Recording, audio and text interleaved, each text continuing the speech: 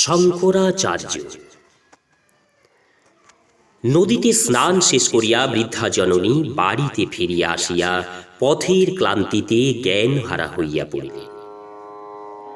মাতৃভক্ত পুত্র বাড়িতে আসিয়া দেখেন জননী সংজ্ঞাহারা। বহু চেষ্টায় তিনি জননীর জ্ঞান ফিরাইয়া আনিলেন। বলিলেন, মা, অত দূরে নদীতে তোমাকে স্নান করতে যেতে হবে না। জননী বলিলেন, আর কদিনেই বা আয়ু আছে, যে কদিন জীবন আছে কেমন করে পুণ্য স্নান থেকে বিরত থাকব? নদীতে আমাকে যেতেই হবে। জননীর কথা শুনিয়া যোগী পুত্রেরও মন বিচলিত হইল। তিনি যোগাসনে বসিলেন এবং তপস্যার প্রভাবে নদীকে তাহাদের গৃহের সন্নিকটে লইয়া আসিলেন। এই কাহিনী যে মহাযোগীর জীবনকে আশ্রয় করিয়া গড়িয়া উঠিয়াছে, তিনি হইলেন অতীত ভারতের জ্ঞানগুরু শঙ্করাচার্য। আজিও ভারতের চারিদিকে চারটি মঠ আকাশের দিকে মাথা তুলিয়া অতীত ভারতের এই মহাপুরুষের নাম এবং কীর্তি এই ভারতে ঘোষণা করিতেছে। দ্বারকায় সারদা মঠ, নীলাচলে গোবর্ধন মঠ, দক্ষিণাপথে শৃঙ্গেরি মঠ এবং সুদূর হিমালয়ের অধিত্যকায় বদরিকাশ্রমে যোশী মঠ, যেটি জ্যোতির্মঠ নামেও পরিচিত। একদা কুমারিকা হইতে হিমালয়ের ভৃগুদেশ পর্যন্ত যে ভাবধারার অভিযান হইয়াছিল, এই মঠ চারটি তাহারই মহাশিবির। একজন মহাপুরুষ নিজের জীবনের সাধনার দ্বারা ভারতের চারিদিকে এই চারটি মঠ প্রতিষ্ঠা করেন। সেই মহাপুরুষ শঙ্করাচার্য নামে ভারতের ইতিহাসে প্রসিদ্ধ। চারিদিকে এই চারটি মঠ শঙ্করের দিগ্বিজয়ের নিদর্শন। এই চারটি মঠের সীমাভুক্ত দেশে এই একটি লোক বৌদ্ধ ধর্মের অধঃপতনের যুগে ভ্রান্ত সংস্কার এবং নাস্তিকতা হইতে ভারত ভূমিকে রক্ষা করে। অপর দেশের ইতিহাসে যেমন সব দিগ্বিজয়ী যোদ্ধার কথা ইতিহাসকারগণ স্বর্ণাক্ষরে লিখিয়া রাখিয়া গিয়াছেন, ভারতবর্ষের সভ্যতার ইতিহাসে এই চারটি মঠ তেমনি এক অসাধারণ দিগ্বিজয়ের কাহিনীর সাক্ষ্য হইয়া দাঁড়াইয়া আছে। তবে তাহা তরবারির দিগ্বিজয় নয়, জ্ঞানের দিগ্বিজয়।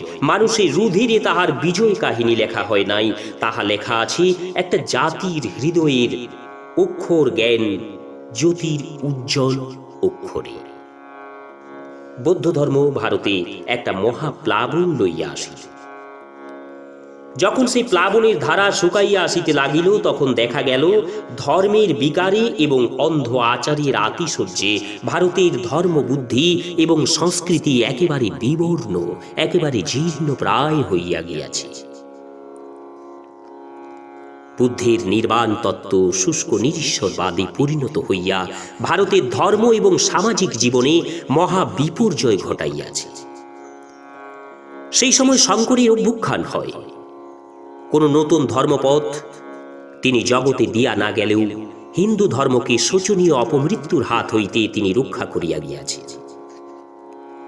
সেই জন্য ভারত জগতে আদি ধর্মগুরু ঋষিদের সহিত সমান স্তরে তাহারও আসন নির্দেশ করিয়াছে।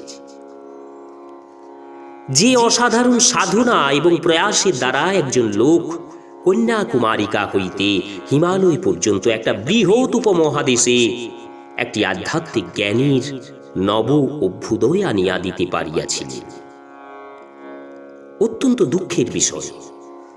তাহার ঐতিহাসিক বিবরণ কতকগুলি রূপকথা এবং কাহিনীর মধ্যে হারাইয়া গিয়াছে। সেই বিরাট ব্যক্তিত্বের ইতিহাস আমরা বিশেষ কিছুই জানি না। ইতিহাসের জীবলোক হইতে শঙ্কর পুরাণের কল্পলোকে চলিয়া গিয়াছেন।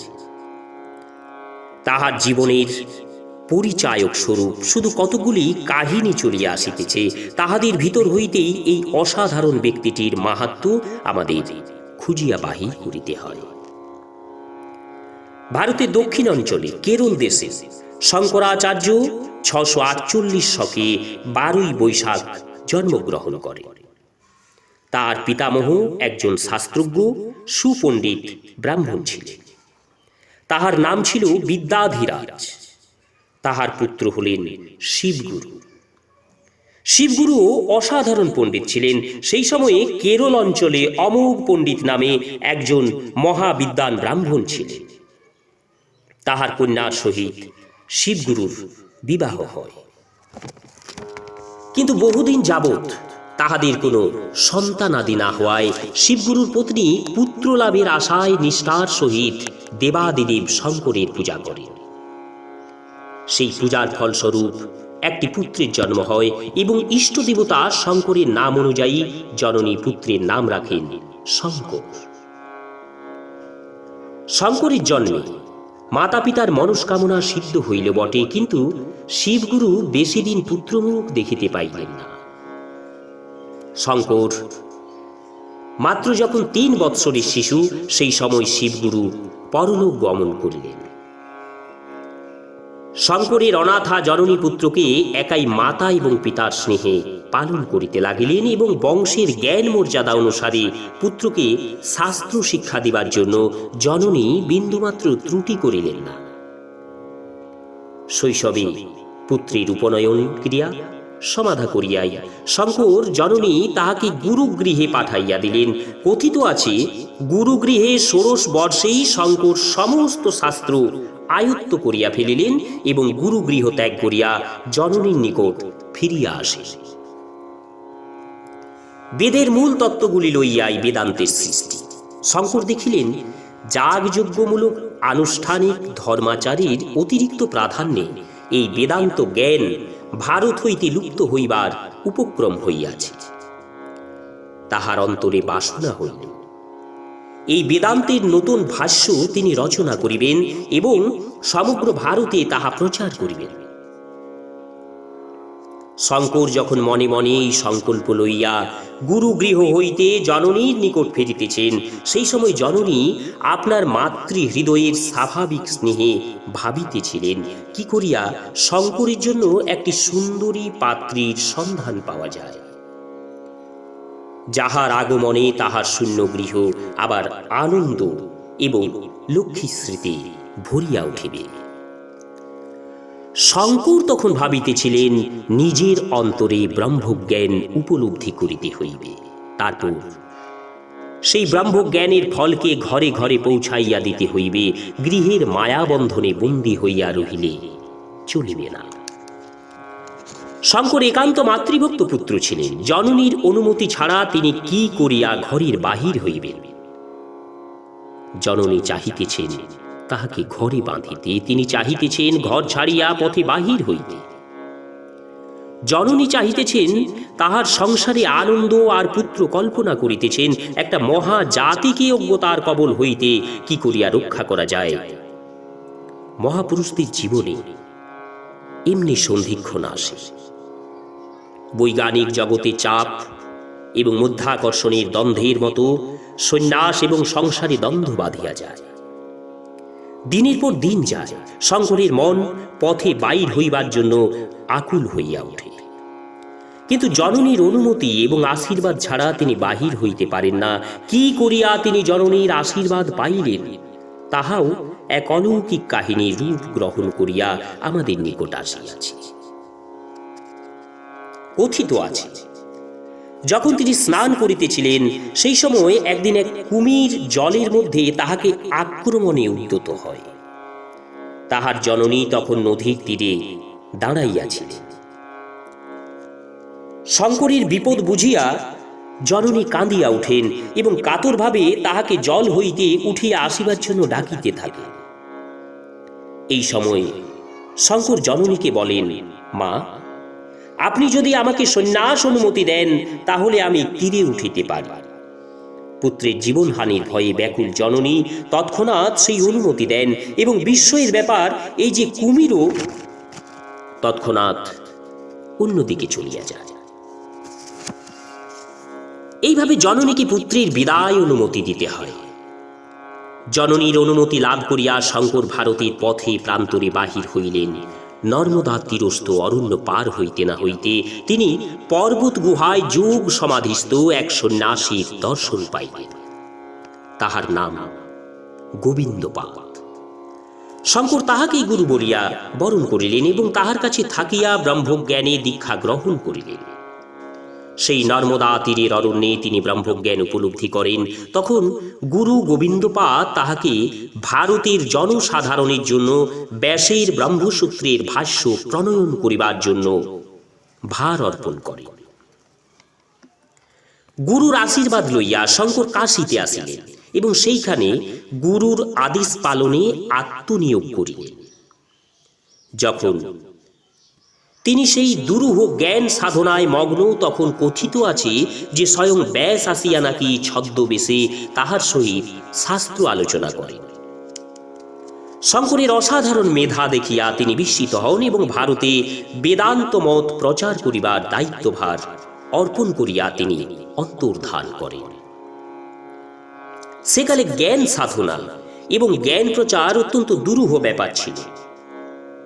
দূর দুর্গম পথ অতিক্রম করিয়া অসহ্য ক্লেশ স্বীকার করিয়া জ্ঞানব্রতীদের সেকালে বিদ্যালয়ে ও প্রচার করিতে হইত।